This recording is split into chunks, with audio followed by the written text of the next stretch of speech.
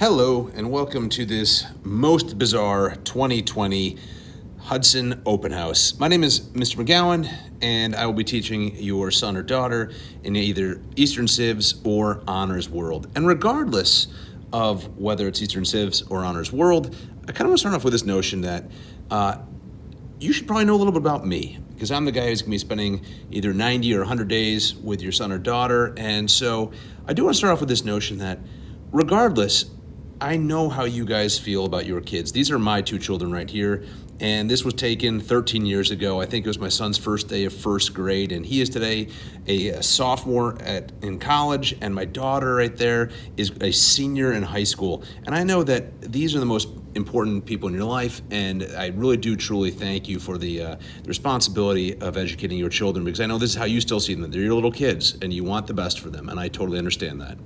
So here they are, of course, last year, but they've grown up quite a bit, as you see. Now, myself, I grew up in a big family, and this is kind of gets at the notion of why I wanted to teach. Because my father, as you can see on the left there in the sweater, my father was always the guy who was trying to control the dinner table, and it was chaotic, as you can imagine. 6 kids at the dinner table, it was a mess. There's a couple of my brothers, myself, and some of the grandkids and whatnot. But to keep us calm, my dad would always ask us questions at the dinner table. We called it simply the question game, and it was always great if you could get an answer that your older brother or sister couldn't get, and it kept us sort of calm and engaged and whatnot. As I grew up, I did some volunteer work in a safety town and worked with the kids in that way, and did some coaching with little kids when I was growing up. In high school, I got involved in a service program, and it was a very transformative experience for me. I worked with learning disabled kindergartners at an inner city school, and I was just blown away by the experience. It was wonderful at Orchard Elementary School in Cleveland, and it was truly an amazing experience. And this kind of set the plate for me as to what I was going to do in life. Now, my educational background, I went to St. Ignatius High School. Then I went to the College of Holy Cross up in Worcester, Massachusetts, or as my wife would say, because she's from that area, Worcester. And then I will be trying to egg your students on, shamelessly trying to tell them to do their junior years abroad. That's the JYA thing. I studied at the University of Strasbourg in France for the year. An amazing experience.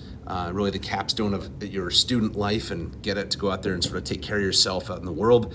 And then I came back and did my grad school year at John Carroll, where I got my teaching certificate and my master's in education, because by that point I knew exactly what I wanted to do. Now, I'm going to talk briefly about the two classes and what they are, and we'll talk it real quick. Eastern Civs. Eastern Civs really developed after 9/11, and a lot of students had questions about what happened on that day and why and what's this all about. And as I looked at the issues surrounding 9/11, I looked at the curriculum in general, and I realized that we didn't really do a lot with big chunks of the world. China, the Middle East, Africa, India, Tsarist Russia, pre-Cold War stuff, and even South America. And I kind of lump these all together in this class into this notion of an Eastern Civ. So we think about Western Civs with Europe, the United States, and that sort of Western tradition. So I just kind of called everything that wasn't. And essentially, we don't talk about anything dealing with the West. When the Europeans show up in this class, we don't talk about it.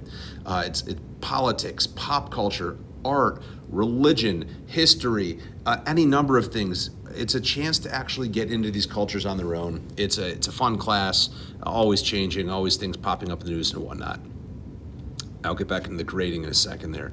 For Honors World, it is a little different. It is a college prep class. The idea is that it's not just trying to tell me who was the king, but why was it significant that they were, or something like that. It's not 2 + 2 = 4. You have to analyze, interpret, and we'll be getting a lot of discussions and debates, and students really trying to come to understand the world as it is today through a look at history. And there'll be emphasis on discussions, primary sources, debates, and whatnot.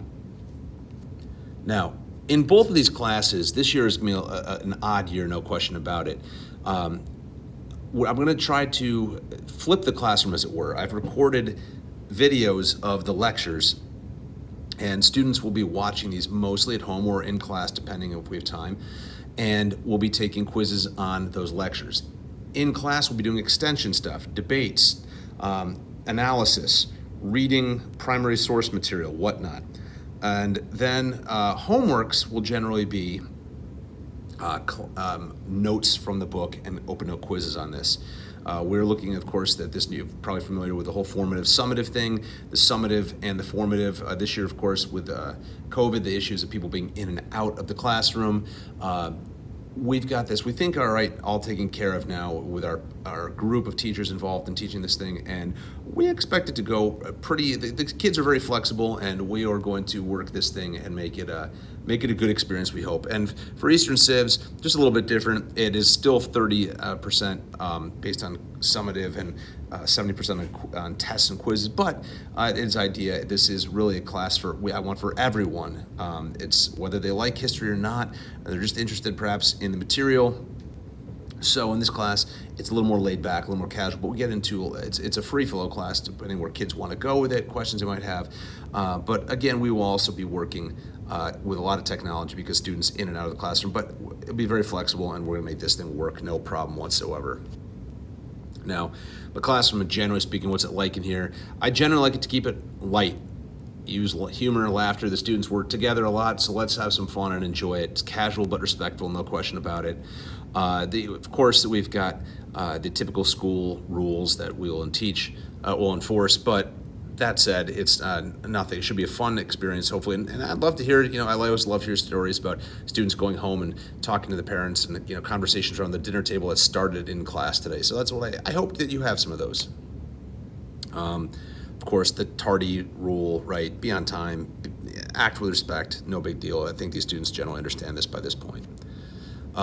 And so my goal here is I don't want to read this to you as where I know it's pretty simple right in front of you, but I want your students to really jump into history here, and not just history in terms of like people who are dead and things that have happened, but we're going to really try to connect it to events today so they have a good understanding and a framework to analyze and interpret things that are happening in this moment as they see it.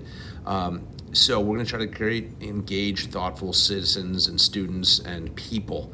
And so that's really want them to come out of this. And I truly do take this as a responsibility to, help you to raise these children along the way to be the best that they can be. And so that is my goal here. If you have any questions about anything, of course, I'm always available.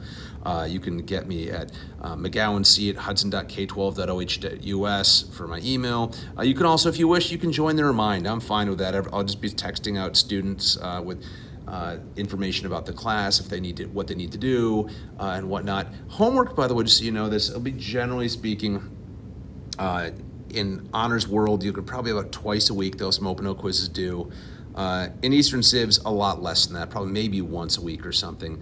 A lot more based on what we're doing in class at that point. But seriously, if you have any questions, I know this is an odd year, so any questions, concerns, I'd much rather, deal with issues early on than let things fester and whatnot. So I really look forward to a good year. It's, crazy we're gonna learn this together, but I think we've got this and we've got a lot of support. So thank you so much. And as I always finish off with the students at the end of the day, don't forget to be awesome. So have a great day. Talk to you soon, and good luck this year. Let's go.